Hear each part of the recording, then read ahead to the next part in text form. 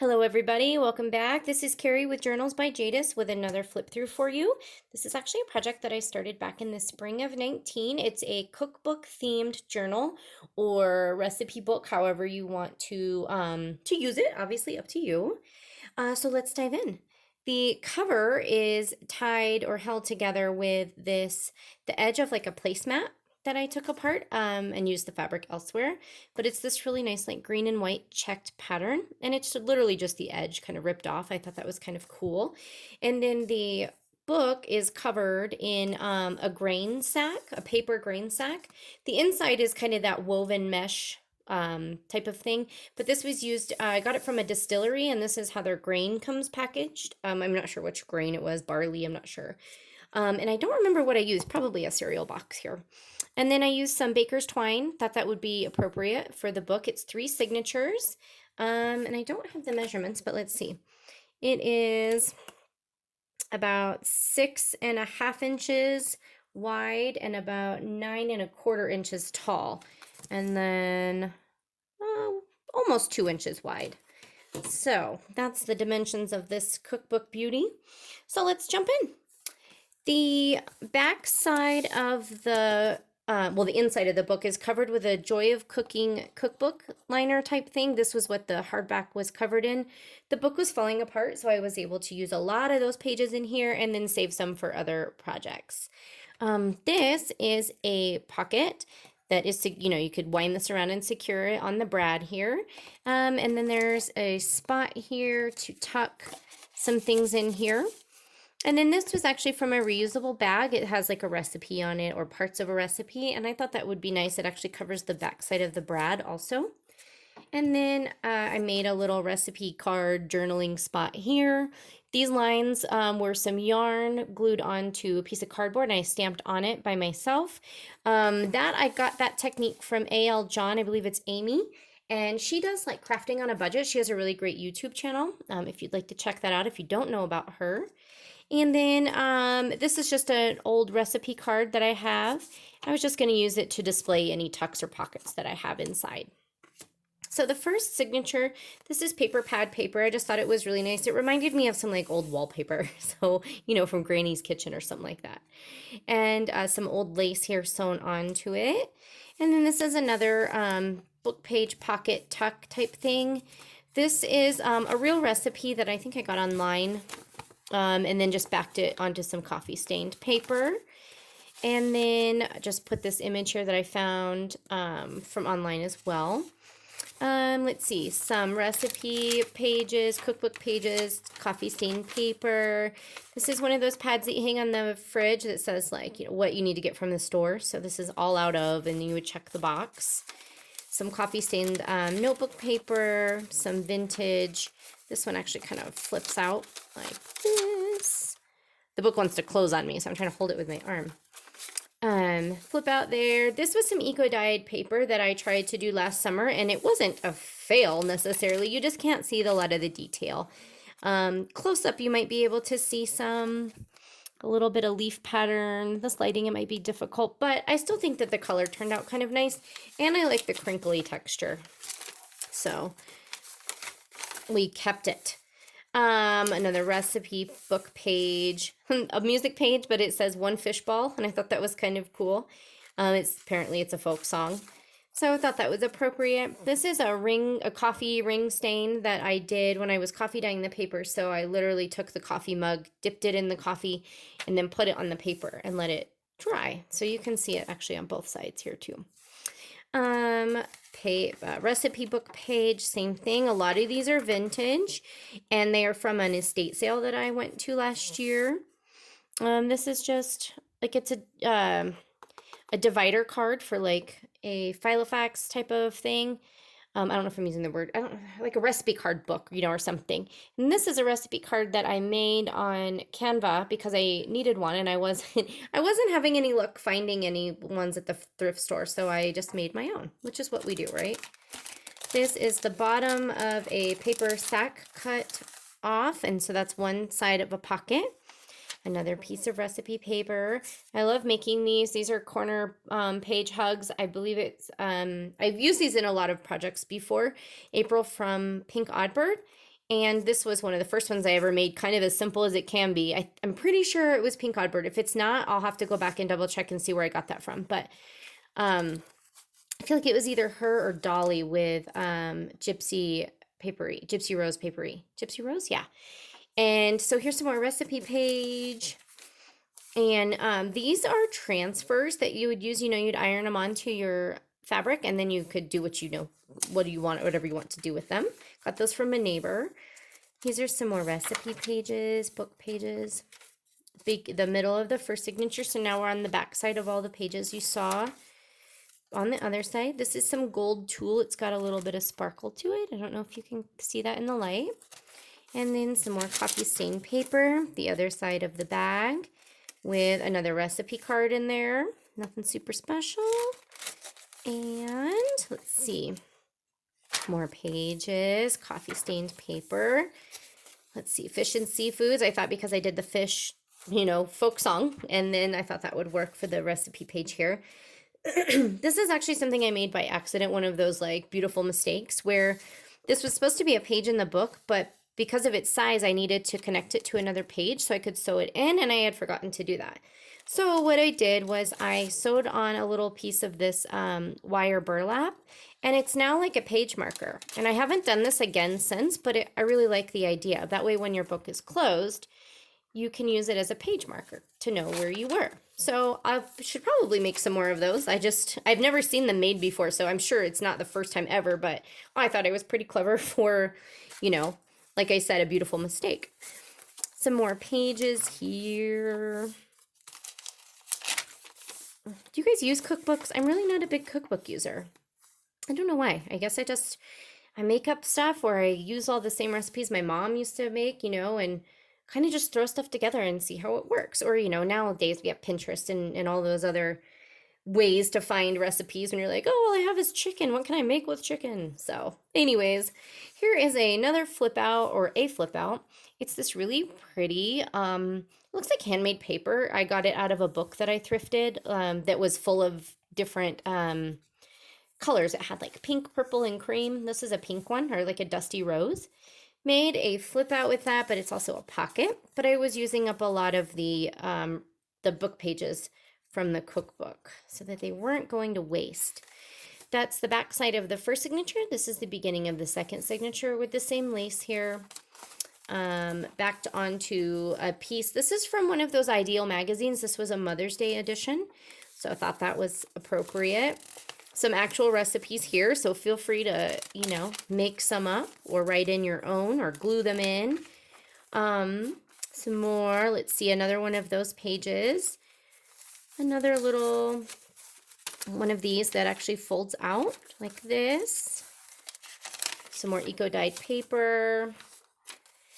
This was actually a page out of it was like from a teacher's conference, and it was like new ways, new techniques for teaching. This was quite a few years ago though, so I know a lot of things have changed, but it reminded me of that. I mean, I'm sure that that's what it is. The song my mom used to sing, like, who stole the cookie from the cookie jar? I stole the cookie from the cookie jar. And you'd go around in a circle, and then you'd get busted, like, who, me? Yes, you. I don't know if anybody remembers that, but that's what we used to, it was funny. We used to sing it. Same thing here. There was another coffee stain ring I made. This is it's a vintage like coloring book, and I don't know if you can tell how yellow the page is, but it had a knife, a fork, and a spoon, so totally appropriate. This is the cover of a Duncan Hines little mini magazine from '91, if anybody remembers that year. I know I do. Let's see, some more pages here. This was a recipe. It was handwritten. This is a copy of it handwritten that I got online, and I just backed it onto some lined paper from a book and tucked it in here. This is actually, so this is a picture of a tablecloth, but it came out of a magazine, or not a magazine, a book where you would learn how to draw different kinds of curtains and drapes and things like that. So this was one of the pieces was, they had a whole section on tablecloths. And then I actually just Mod Podged on a piece of brown napkin that you would get from like fast food place. I'll actually show it to you like this. It's just a napkin, but when you take the plies apart, it makes a nice kind of tea bag kind of color. So if you don't have can't get your hands on some tea bags or don't want to spend money on tea, try getting just one of those recycled brown type of napkins that you would get like at Chipotle or something, and tearing the plies apart and, you know, decoupaging it like you would any other napkin decoupage. But I made a tuck spot out of that. Some more recipe pages. This is the middle of the second signature, so the middle of the book. And I just left the strings dangling, so you could add charms, or maybe I'll add some charms. This came out of a children's book, and it has some of the most amazing paper. It's so creamy, and like when you tear it, oh, it's this really nice tearing type of feeling. And then the watercolor images in here are gorgeous. So I just thought, because this was all food and this nice spread, I thought it was a nice addition. I actually had to connect it to another page with some masking tape, which the masking tape I think gives a nice organic look. It's the same kind of color tone, so worked for me. This just happened to be a blank page, the back side of it. This is the back of the Duncan Hines thing from the front one. Here's the bottom. So obviously we're on the second half of these pages. So the bottom of the fork, the knife, and the spoon. Some more pages, coffee stain pages, that children's, you know, who stole the cookie page. Let's see. Some more of the gold sparkly tulle and eco-dyed paper. Some lined paper. Sorry for knocking into the camera there. And the other side of that, this was part of the original placemat that the front is made out of. And then let's see here, a couple more pages. Let's see, what did I do with this one? Oh, this was a flip down. Let me scoot the book up. It flips down, so you could journal on this part. You could add journaling space here, but it is also a pocket.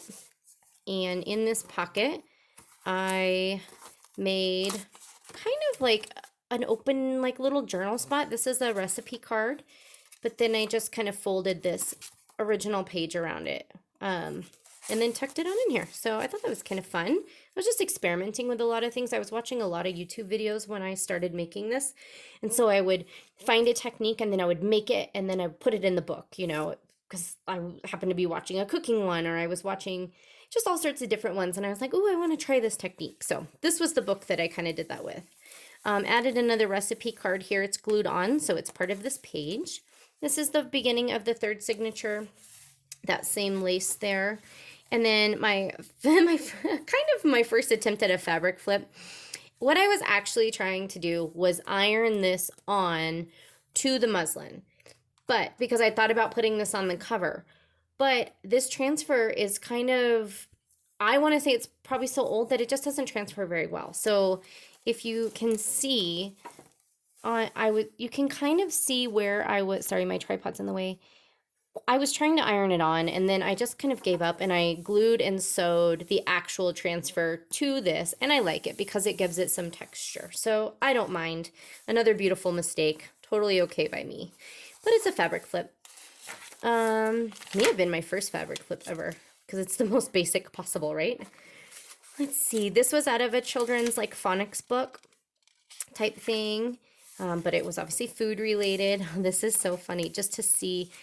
So even the fonts that were used, this was one of those like ball jelly jar, the little crystal type ones. Can't you just see yourself praised and admired? Look at this, 1966, from the Ball Brothers Company Incorporated. Did I say Ball or Bell earlier? I meant Ball. I don't know if I said Ball or Bell. Some more pages here. Mighty Like a Rose. I just liked it was a nice piece of music paper. I tried to kind of put the same elements in each signature. This is a manila envelope that was coffee stained. Another recipe that I found online that somebody had handwritten, and I just backed it onto some recipe book page. So tuck that back in here. Sorry guys, I'm at a funky angle. There we go. Get that tucked in there. And let's see, another transfer piece. Ooh, a quiche. Q for quiche. Look at that. I must have been thinking when I put it together. Oh, don't you want to be envied and appreciated also? Here's how you would do that. Oh, goodness. Summertime, wintertime, it's the quilted crystal. That's what it was called. The quilted crystal pattern on the ball jars. Another one of those pages. Gingerbread waffles, that sounds good. The transfer page. Some coffee stained paper. The other side of that envelope, this has, oh, I think it was Natasha at Treasure Books. She made one of these like doily books. It's just torn paper and a doily and just either stapled or sewn together. And so that's what that is. There's a doily on the outside. Honestly, I was trying my hand at distressing, but I didn't have distress inks at the time. All I had were old, stamp inks, like, the stuff that had been given to me, and I was trying to stamp it. So not that it's horrible, but not that it's the best at distressing, I don't think, but it still worked. This was a tea bag, and this was just a little bit of some threads and a little piece of lace and a piece of paper. I was kind of trying my hand at collaging, I guess, but following the little tutorial from Treasure Books. Some apricot dream bars. I would take one of those right now. A fabric tab. The other side, the music paper. That's some eco-dyed paper. This one flips out also. Ball jar. Line paper. The children's paper. Recipe page. Some more tulle, little flip or tab.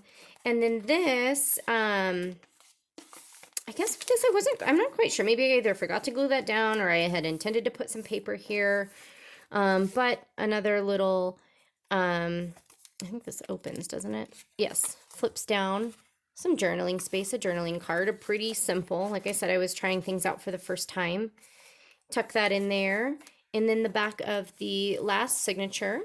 So this is the back of the book, and there is this is funny, this is from the Broadmoor, which is in Colorado Springs. So not too far from me as far as, far goes. It's a drivable distance. So I thought that was kind of cool. It looked close to home. Another little recipe card. This is kind of like a triple pocket. And then I can't remember if I glued this down. Yeah, I think I meant to leave this open, but decided not to just for strength. But this is, goblin goodies. Came out of like Halloween ideas of treats to make for like a Halloween party. So, like I said, this was one of my first attempts at really getting into junk journaling, and like my daughter's felt food. I was trying to use it, as a marker so I could stay in frame. But yeah, definitely one of my very first attempts at junk journaling, and I think it turned out really great for how long ago I made this. But again, I would love to add some more pockets and some more tucks, so that'll probably be my next move on this book. But I would like to know what you guys think about it, especially for being one of my first. Here, let's tuck this in here. It's getting stuck on this recipe card. There we go. Let me know what you think about it. I would appreciate your feedback in the comments below. And until next time, I will let you go and try to find another one on my shelf to bring to the table to show you. Until next time, have a great day. Bye-bye.